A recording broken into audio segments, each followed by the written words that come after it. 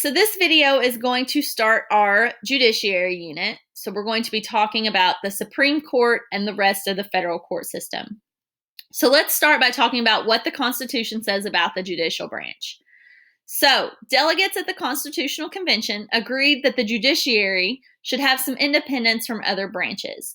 And they're going to do this by giving judges or justices a lifetime tenure with good behavior. So we've said that it's a power of the president to nominate Supreme Court justices when there's a vacancy on the court, and then the Senate has to confirm those nominations. So once the Senate officially confirms a justice and they're added to the court, they serve for life until they retire or pass away generally. So they serve for life. And this is going to give the court a level of independence because they're going to be outside of that political spectrum. Okay, so they don't have to worry about public opinion quite as much as those other branches because they don't have to worry about elections. Okay, so that's going to give them some independence. So Article 3 of the Constitution is where the judicial branch is discussed, and there's a couple of important things to point out from there. So first, only the Supreme Court, so that highest court, is going to be discussed in the Constitution. So Congress is actually going to be responsible for establishing those lower federal courts. So we're going to talk about district courts and appellate courts later in this unit. And those courts, those lower federal courts, are going to be established by Congress. So it's only the Supreme Court that is discussed in the Constitution. Also, the Supreme Court, or SCOTUS, is the highest court in the land, okay? So the federal judiciary has supremacy over matters concerning the Constitution and federal law. So just like the Constitution is the supreme law of the land, we talked about that supremacy clause in an earlier unit. The federal judiciary, the Supreme Court, is going to have the final say in cases that are concerning federal law and the Constitution. So let's move on and talk a little bit about jurisdiction. So jurisdiction is defined as the federal court's authority to decide specific cases. So the different levels of the federal court system are going to have different types of jurisdiction. So authority to decide certain types of cases. So there's two types of jurisdiction that we're going to talk about. The first is original jurisdiction, and that is the authority to hear a case first. So courts that have original jurisdiction are going to act as a finder of facts, and they decide that case. So in the federal court system, it's going to be the district courts, or that lower level of courts, that has original jurisdiction. So that is where the case is going to go first. They hear it first, they make a decision. Appellate jurisdiction is going to be a court's authority to review the decision of a lower court. So they can hear cases that have already been decided in a lower court and can overturn or revise decisions. So that's where your court of appeals or appellate courts are going to come in. Now, the Supreme Court is going to have both original jurisdiction and appellate jurisdiction, and we'll talk a little bit more about that later on in this unit. But in most cases, the Supreme Court is going to be using their appellate jurisdiction. They're going to be reviewing cases that were decided in a lower level of the court system. So let's talk a little bit about Federalist 78. Okay, so this is going to take us back to the Constitution unit when Federalists were trying to get the new Constitution ratified. So remember, it was Federalists versus Anti-Federalists. The Federalists feared this new centralized government. Okay, they were more for states' rights. So at this time, Anti-Federalists feared that the growth of the national government through the federal judiciary would diminish the rights of states and individuals. So the Anti-Federalists, again, in favor of state governments, were afraid that justices could potentially enforce their own views of what is constitutional. So Supreme Court justices could use their power to enforce their own views and opinions. So in Federalist 78, Alexander Hamilton is going to argue that the judiciary is not going to trample on the rights of states and individuals. And he's got two main arguments. One of them is that of the three branches, the courts are going to be the weakest because they have no way of enforcing their judgments.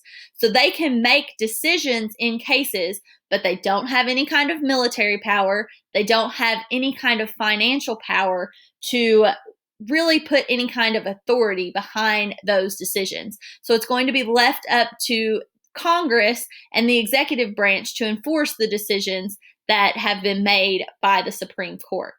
The other main argument here is that because of the selection process and tenure of justices, the court is going to be separate from politics. Okay, so again, they serve for life. They're outside of public opinion. They don't have to worry about being reelected. So, power of judgment outside of that political struggle is not going to threaten the liberty of individuals. So let's talk about how the Supreme Court, the judicial branch, is going to be formed. So in the Constitution, again, Article 3, only the Chief Justice is mentioned. Okay, so it's going to be left up to Congress to set the number of judges on the Supreme Court. So the Judiciary Act of 1789 is going to add 5 associate judges, but that number has been 9 since 1869. So this Judiciary Act of 1789 is also going to add those lower levels of the federal court system, so district and appellate courts. And again, we're going to talk more about those courts later in this unit. So let's talk about appointment to the judiciary, how judges are selected, nominated, and appointed to the court. So justices are nominated by the president and have to be confirmed by the Senate. And we've said that they serve for life with good behavior. So most justices are going to serve until they either retire or they pass away. However, it's important to note that judges can be impeached. So just like the president or other federal officials, impeachment is possible there as well. Most district court judges are going to be approved, but appellate and Supreme Court confirmations have become more contentious in recent years. So we very recently had a Supreme Court justice nominated and confirmed by the Senate. And again, it was very contentious. Okay, so Ruth Bader Ginsburg passed away. Amy Coney Barrett was nominated by President Trump. Okay, and there were a lot of people that said that he should not be the one to nominate a Supreme Court justice. It was too close to the election. We should wait and see what the outcome of the election was before the president nominated a justice to fill that vacancy. Okay, so very contentious. And a lot of that had to do with the fact that Amy Coney Barrett is a conservative and has very conservative views. So a lot of people are saying, hey, this is going to make the court very conservative. Okay, there's going to be a conservative majority on the court. So because of that, we should wait until after the election. So again, very good example of how these nominations have become very contentious in recent years. Now, the Constitution imposes no qualifications for judges. So unlike the president with the certain qualifications, no qualifications to become a Supreme Court justice. However, most of them are going to have had some sort of legal background. So the president can nominate a sitting member of the federal court, okay, so maybe a district or appellate court justice, or a person outside of the court. So maybe someone who is a president of a law school or a prominent lawyer, has some sort of law career, okay? So considerations would be experience, okay, so their legal background, integrity, as well as their legal accomplishments, okay? So really looking at their law career. Most modern court nominees have already served in some sort of judicial capacity. So much of the Supreme Court, the people that make up the Supreme Court, served in the federal court system in some lower court. Now, Supreme Court vacancies are really going to give the president an opportunity to install policymakers serving lifetime terms that share their political ideologies. So the president is, when selecting a Supreme Court justice, this is going to be a way for them to carry on their ideology long after they are no longer president.